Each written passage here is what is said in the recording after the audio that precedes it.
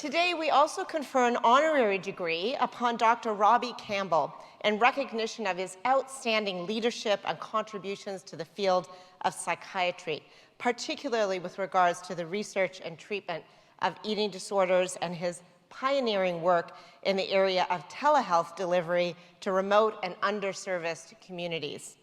To present our distinguished candidate, I now invite Dr. John Yu, Dean at the Schulich School of Medicine and Dentistry, to please come forward.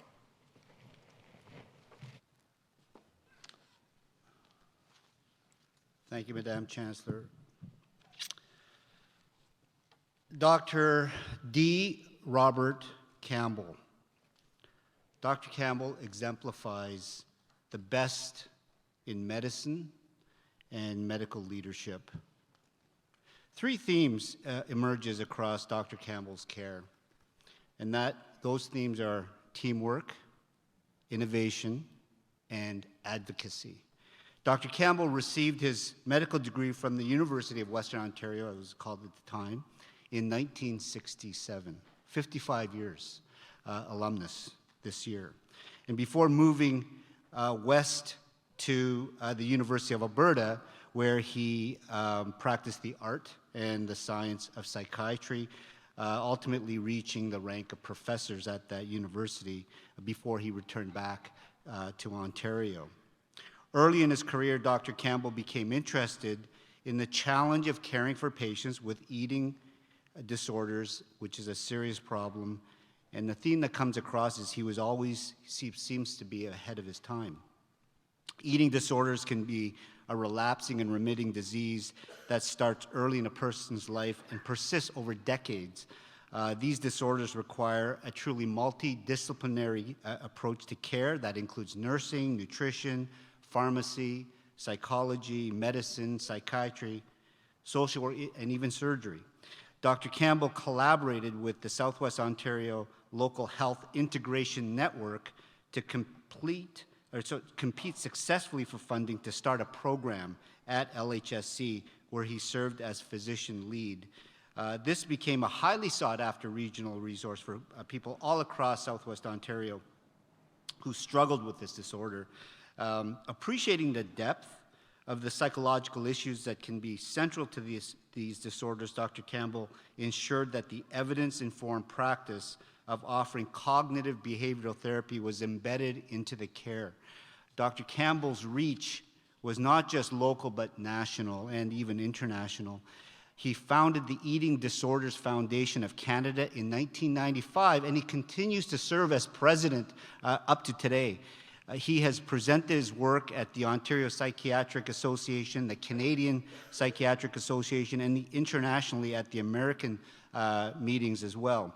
In Ontario, Dr. Campbell quickly realized that people living in remote areas, including Indigenous communities, did not have equal access to psychiatric care. And so in 1992, well before it became popular and commonplace as it is today, Dr. Campbell started delivering telehealth services in 1992 through a Canadian Health Infrastructure Program grant in 2000 and a European Space Agency grant in 2005. He clearly demonstrated the effectiveness of a robust telehealth program. Now, this was visionary at the time, and we have recently significantly benefited from his groundbreaking work in telehealth, especially as it relates to mental health. He saw an unmet need and directed his just boundless energy to address it. There were also unmet needs here right in London, and Dr. Campbell served as a physician lead at the Regional Mental Health Center. And when it closed in 2014 and Parkwood opened, he galvanized his team to provide care for the initial cohort of 150 inpatients and follow-up programs there. Dr. Campbell stepped away from his university commitments in 2015 and became professor emeritus, and he pivoted towards supporting colleagues in family medicine through collaborative care programs at St. Joe's Family Medical Clinic, the Fowler Kennedy Clinic, caring for students at Fanshawe College, engaging in collaborative care in London, was in its infancy, and Dr. Campbell was integrally involved right from the beginning. His ability to take complex clinical problems and distill them down into understandable nuggets for patients and families led him to create these brief videos for patients to watch in physician's room on all aspects of medicine. These 120 gems covered all topics in medicine and were so helpful and so popular that they were actually translated into Mandarin and Cantonese for distribution all over China. What distinguished Dr. Campbell, though, when you meet him, is his unbelievable sheer energy. The energy of his activism and exploration of new areas of medicine. And as soon as you meet him, you will see that he has among the most positive, he exudes positive energy like I've never met before.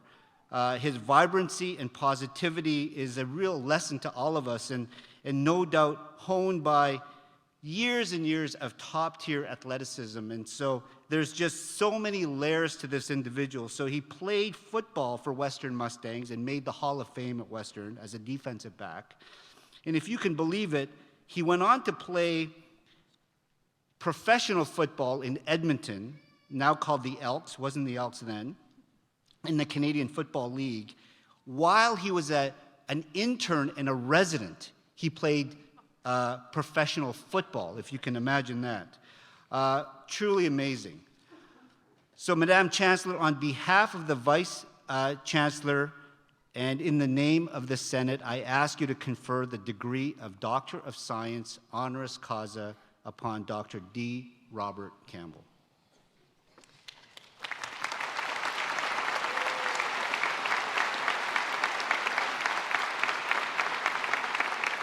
By virtue of the authority vested in me as Chancellor, I admit you to the degree of Doctor of Science honoris causa. Congratulations, Dr. Campbell. Thank you. Here's your... And now we take a picture.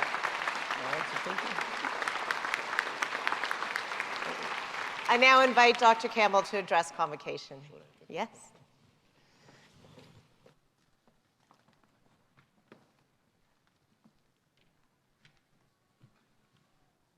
Whoa, thank you for that whole bunch of kind words. It's awesome to be able to get something like that said. You never know when something like that might happen. But wow, from my vantage point here looking out there, I can't believe the love and admiration that spread throughout this whole building. I'm so happy and indeed to be honored to be invited to address the Faculty of Science, Faculty of Social Science, and the School of Medicine and Dentistry. On this, your graduation day, your hard work and dedication has finally paid off and brought you to this truly momentous occasion. And to have parents who have supported you through all these years be here to help you celebrate this milestone along with family and friends is very exciting and makes today even more memorable. Congratulations on this huge accomplishment. You have been successfully able to lay down a solid foundation from which you can build your career in any direction you choose. Talk about difficult decisions. You're going to face them, but rest assured, your newly acquired skill sets and knowledge base will give you more than a head start to get to where you want to go. You've come from the world of academia and now have a major degree to show the world you are ready for this journey of a lifetime that's about to unfold.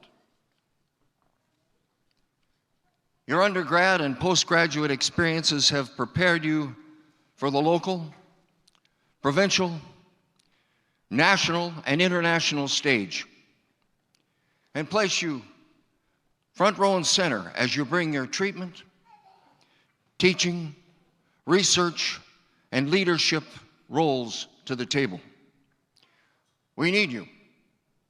Society needs you, and you are poised to make a difference.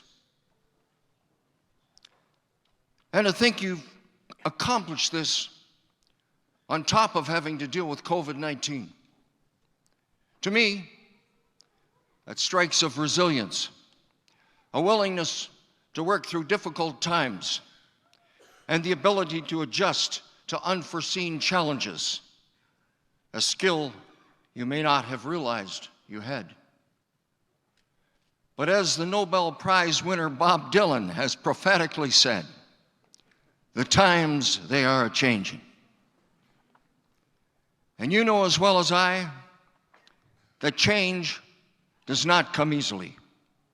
There will be controversy, disagreements, and confrontations that will bring the need for you to adjust to circumstances beyond your control, sometimes at a moment's notice. This can include home or work-related surprises, climate changes, political unrest, world turmoil, and even attacks on the very nature of your character and for what you have fought so hard to achieve. Needless to say, you can become overwhelmed and begin to experience symptoms of anxiety, depression, OCD, PTSD, substance use, eating disorders, etc. And burnout can quickly become your unwelcomed reality. Make sure that if stress is building, you don't hesitate to ask for a little help if you need it. Don't wait. Tackle it early. An ounce of prevention is worth a pound of cure.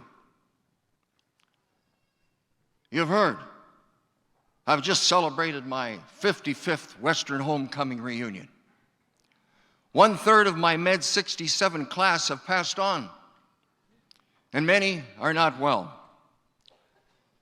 I am one of the lucky ones. And to tell you the truth, I'm very happy to be here, enjoying life and still working. So I thought I'd share a few simple tips that have helped me cope with change along the way and pass them on to you for your consideration, kind of like a grandpa's diary. First of all, I love what I do. But to keep the candle burning, I've made sure that diversity has been part of my game plan. There are always different roads you can follow, either inside or outside your chosen career path. I've always varied the time I've spent with consultations, hospital work, teaching, research, administration, and outside projects. And I've even changed cities, provinces, and countries, all of which serve to keep what I do new and exciting. I've found that this formula works, especially when there are unrealistic demands, pressures to perform, unappreciative work environments, or you feel you are definitely on the wrong track. Remember, you can always back up, look around, and change direction. In the words of Dr. David Posen, a leading authority on stress management, always change a losing game. Don't be afraid of moving on for fear of the unknown, and don't be afraid to acknowledge the constant pressure you are under and the need for you to be more mindful about setting limits or boundaries for yourself. Automatically saying yes to everything is not healthy. When your plate is full, you need to be able to say no, because taking on more than you can chew can have dire consequences. Make sure you know your limitations. It will save your life. And so will making sure you share the load. To this end, I've always felt the concept of teamwork helps to fill the bill. My football days at Western taught me how much more productive you are when you are part of a well-trained, well-disciplined team where everyone has a different but necessary role to play. It is this working together philosophy that helps you move the ball down the field and win at whatever game you play. The workplace is rightly focused on team building, but there are many gaps still left in the system. With your input, there can be effective change. It's interesting to note that science, social science, and medicine graduates will be forming new innovative teams and collaborative partnerships, and it is all of us who will end up being the winners. And effective team building needs to include room for active listening as part of your game plan. Sometimes you forget that by putting down your pen or turning off your computer, you can show how much you care about what is being said. You are in effect showing respect, compassion, and dignity, and setting the stage for productive communication that will significantly complement social media and a host of technology-based approaches. Listening is tougher than it sounds, and is a skill that needs constant attention, but one you need to keep in your valued treasure chest. I've always tried to keep my skills and knowledge base in tune by attending lectures, conventions, and workshops, as well as reviewing journals and a vast array of internet applications as part of maintaining a lifelong learning initiative. I have long been interested in eating disorders, allowing me to be a step up in an area that is so misunderstood. You can't be an expert in everything in your field, but I found that by having an edge in your special area of interest, you will always be part of the leaderboard. And equally important is to have outside interests or activities to help you deal with the pressures of everyday life.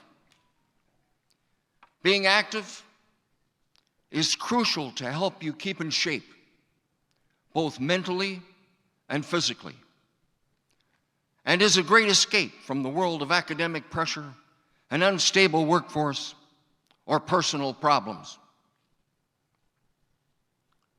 I've been drawn to music, sports, and volunteer activities, but choosing activities that you enjoy is a healthy way to change your focus. And developing friendships is an obvious part of this scenario. The friendships I made at Western playing sports and going through medicine are extraordinary. I just met my football teammate Jack at this year's homecoming. We were rookies together in 1961, and we now live in different countries and only see each other every 5 years at reunions or special Western events. The memories are magical, and being catapulted back in time makes the past become the present and seals our special bond forever. It's interesting. The older you get, the more you realize how important these friendships really are. Don't forget to keep involved. Time flies, as you can see. And be sure to make time for friends and family. Date nights, taking vacations, or just plain making room for you and what you love to do. Through all these years, I've been fortunate enough to have a very loving and supportive wife who has allowed me to follow all of my dreams. I couldn't have done it without her.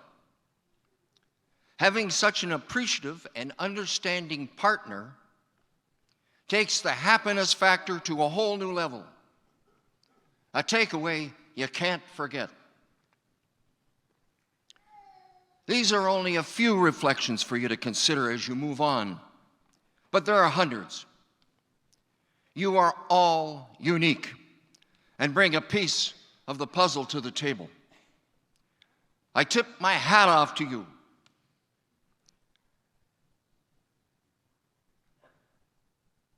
As you begin your lifelong journey that stems from your experience at Western. Congratulations again on this major achievement. You have earned this head start in life and all the opportunity that goes with it.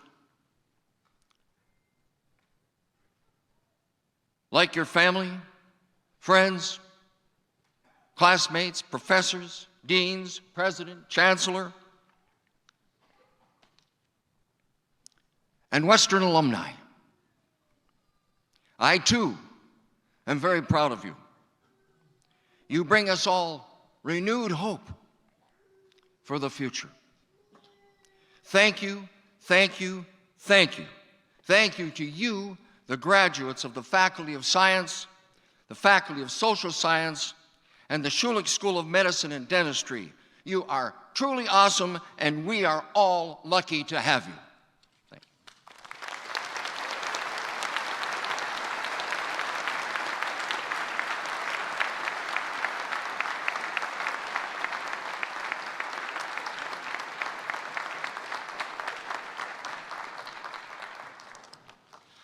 Good afternoon, I'm Alan Shepard, I'm president of the university.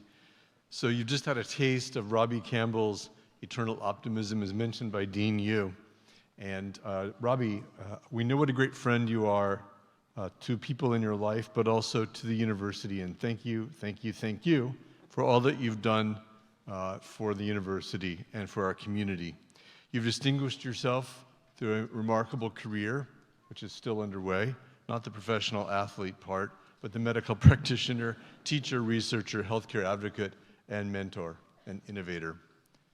We're delighted to honor your leadership and your outstanding achievements today. Please join me in congratulating Western's newest honorary Doctor of Science, Dr. Robbie Campbell.